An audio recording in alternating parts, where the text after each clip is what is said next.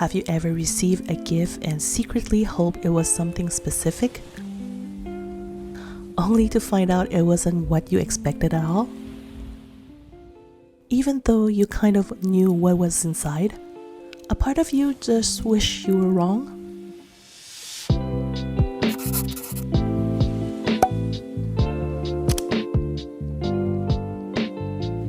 Hi everyone, welcome back. It's Vivienne here.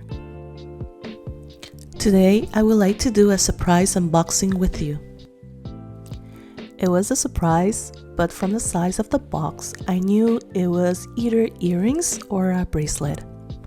However, from experience, I know he always gets the wrong thing, so my guess was earrings. Now, you might be thinking, wow V, they are diamond earrings. But here's the kicker. They are exactly the kind of luxury item from Cartier I will never buy for myself. Curious why? Then stick with me to find out why these sparkly pieces couldn't steal my heart. It's like there's this little battle going on in your mind. On one side, there's logic telling you not to get your hopes up. But on the other, there's this wild, hopeful part of you that is whispering, what if? What if he really listened this time? What if he got it just right? I've been dropping hints for a bracelet from my favorite brand. It's simple, elegant, and so me. But it seems the stars were not aligned right. Alright, let's see what we have got here. And I got a pair of diamond earrings.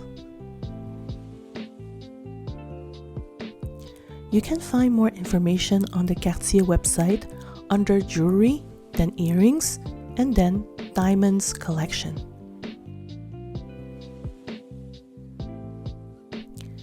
They call it ETINCELLE de Cartier. Étincelle means sparkles, therefore sparkles of Cartier.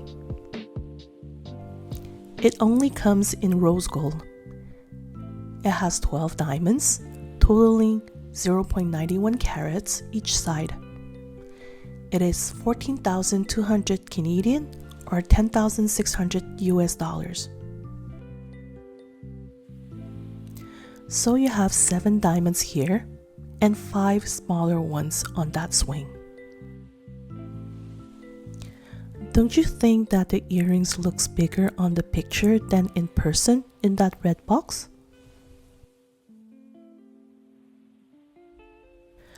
I had such a hard time removing the pin. I thought it was a screw like my other diamond earrings. After turning it for a whole eternity, I finally figured I only had to pull them out. I wish it was a screw mechanism. I find it more secured. But once you click it in, it feels tight. So it should be fine, I guess. On the swing, we have 3 holes. Depending on the size of your earlobe, you can adjust it that way. Putting it on the 3rd hole, it will be good for smaller lobes. As for me, the middle one was a better choice. Or if you want to swing more, then the 1st hole will be best.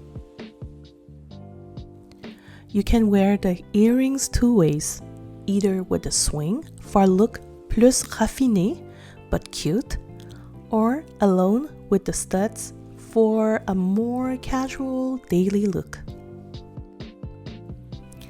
At some point, I think it's a good thing that I don't have a physical Cartier store where I live.